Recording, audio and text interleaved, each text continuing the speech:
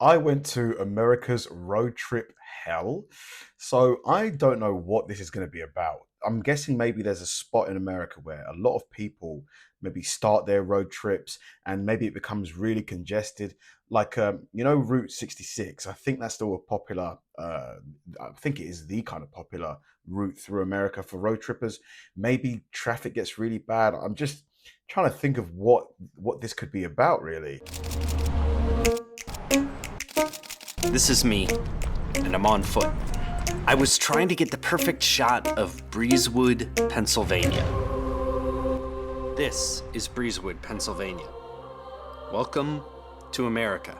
This 2008 photo by Edward Bertinsky shows Breezewood, Pennsylvania, a fascinating traffic oddity. This photograph has become a ubiquitous meme.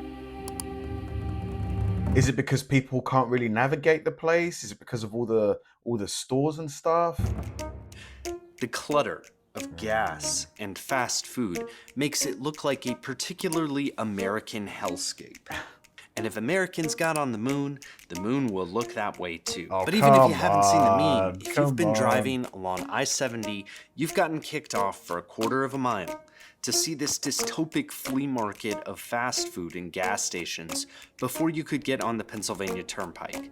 In 2022, 2.65 million vehicles exited at the Breezewood interchange. I drove 200 miles to visit it, because though I'd been there before, I had never explored it. I'm here to take you on a journey. I discovered a story of abandoned dreams and abandoned highways, closing gateways, and old congressional hearings about Breezewood.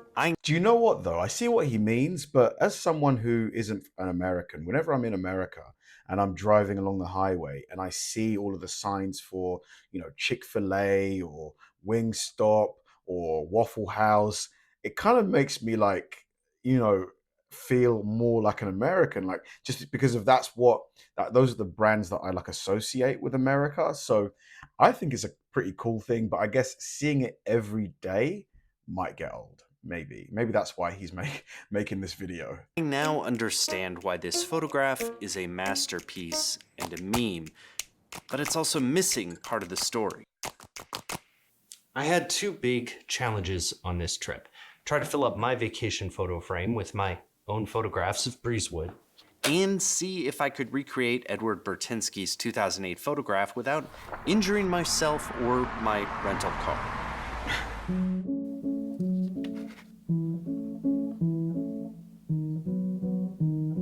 This photograph is collected in a series about oil, and that's Bertinsky's frame for Breezewood.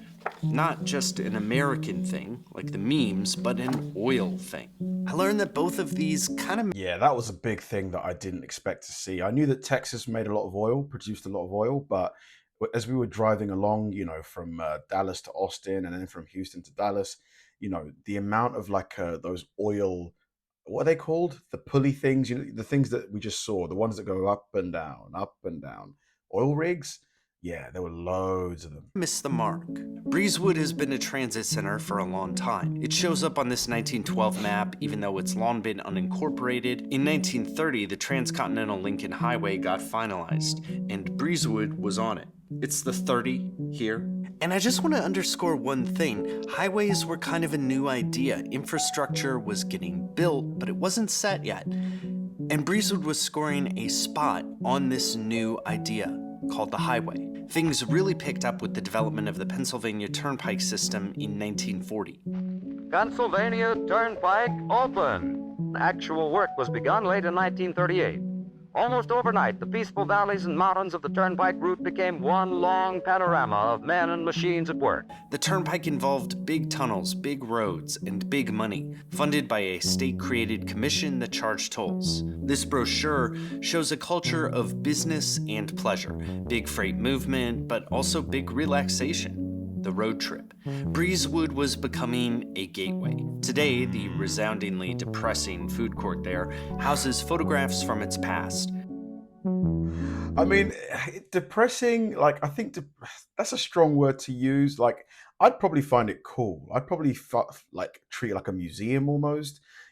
Like all of these old cafeterias and like the different restaurants and stuff that used to be there.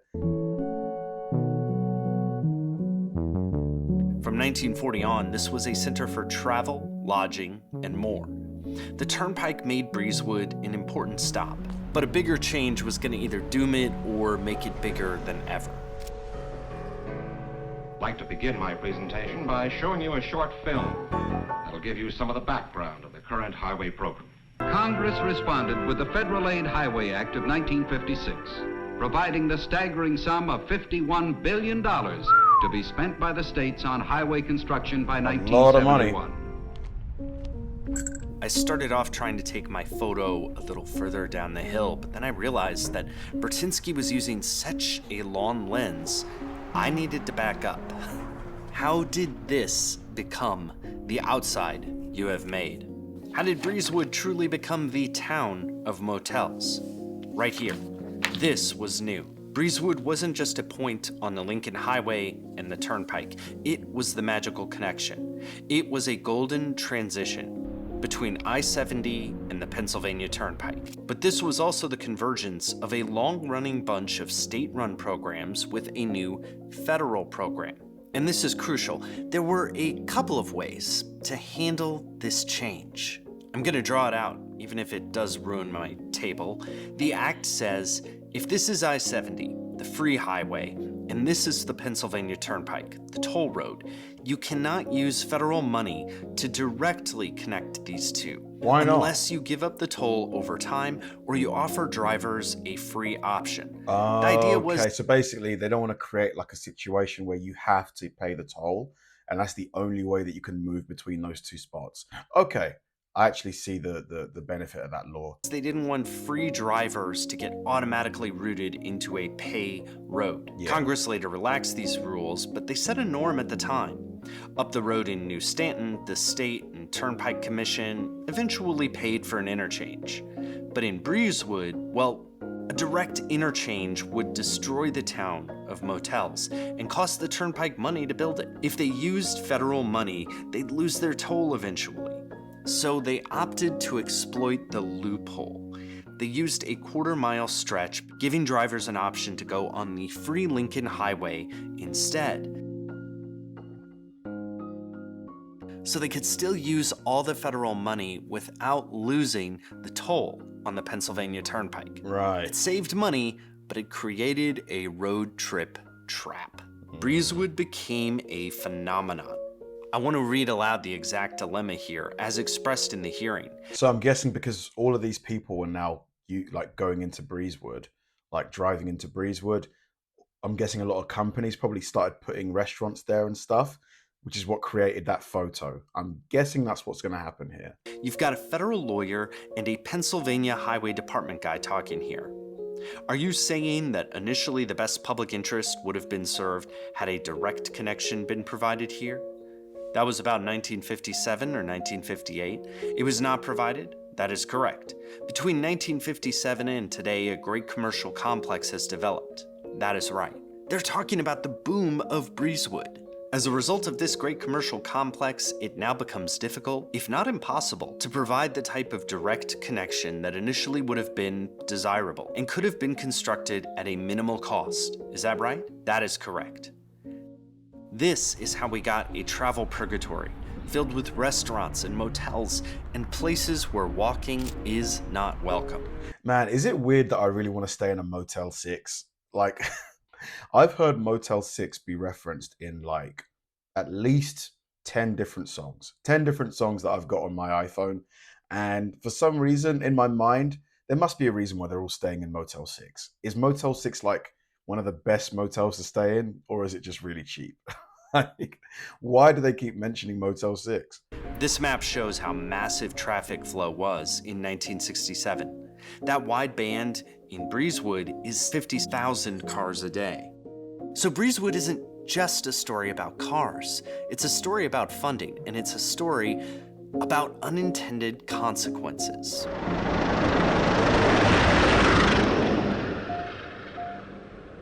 Wow, that's a hell of a picture. That's pretty crazy, to be fair. There's at least 20 brands in this photo right here, or this still. Yeah, at least 20, maybe even more. I learned to really appreciate Bertinsky's genius because I couldn't quite hit it. He used a stairladder and a long lens. I was almost a quarter mile up the road, and while I didn't nail it, I did get a reasonable facsimile. You can see I had a long lens too. That compresses the background. It makes all the buildings smush together, making Breezewood feel claustrophobic. Bertinsky is trying to tell a story, and the lens is how he does it. I really appreciate his point of view. Literally appreciate his point of view, but I don't know if it's the story of Breezewood. I found two other places just as interesting. This is the abandoned Pennsylvania Turnpike. It lies close to the current one, but today it is abandoned. Runners and bikers might use it, but that's it. They built it when the turnpike was so popular that it needed to be expanded. Today they're doing a big redesign of Breezewood, though specifics aren't clear. The goal is to connect the turnpike with I-70. Okay, I'm guessing with these changes, we're going to probably see maybe those businesses. Nah, I was going to say some of them might leave, but if anything, if it's going to connect to the I-70, more drivers are going to come in. So there's going to be more demand for those businesses, right? So you might see more businesses turn up as well. They say Breezewood's industries will be somewhat protected, but I can't help but wonder if it'll turn Breezewood into something like the abandoned turnpike. I tried to get some more Bertinsky-style shots later that night and noticed the big difference is how many lights have gone out in Breezewood already. Previous expansions in the 90s and the rise of other forms of commerce have already changed Breezewood. I would contend that the photos of Breezewood aren't photos about America or cars, they are photos about public policy. I took a 10-minute drive up the hill, completely at random, and found another gateway. It's an entrance to a cemetery, but from the other side it looked like a gateway to a beautiful landscape, untrammeled by McDonald's and Exxon husks. This would never be a meme, but these two gateways are two different policy choices about how we want to build and how we want it to affect our lives. When we have big, ambitious plans like the interstate highway system, mistakes aren't an accident, they are kind of inevitable. Now, it might be worth that risk. Do you know what though? Like, he doesn't like what he sees here. But if you rely on working for one of these companies, you would have a completely different perspective, wouldn't you? Because like if McDonald's is paying your bills and your family's bills, you would be, and it's bringing all of these people, into this area, you'll be really happy having all these businesses here because, without these businesses, you might not have a job, right? So I guess for him, because maybe he doesn't really have a stake in it, maybe that's why he has this kind of outlook on it. But we shouldn't kid ourselves that Breezewood is a cultural phenomenon. It is a specific policy choice that's been made. We have the power to decide what our landscape will look like.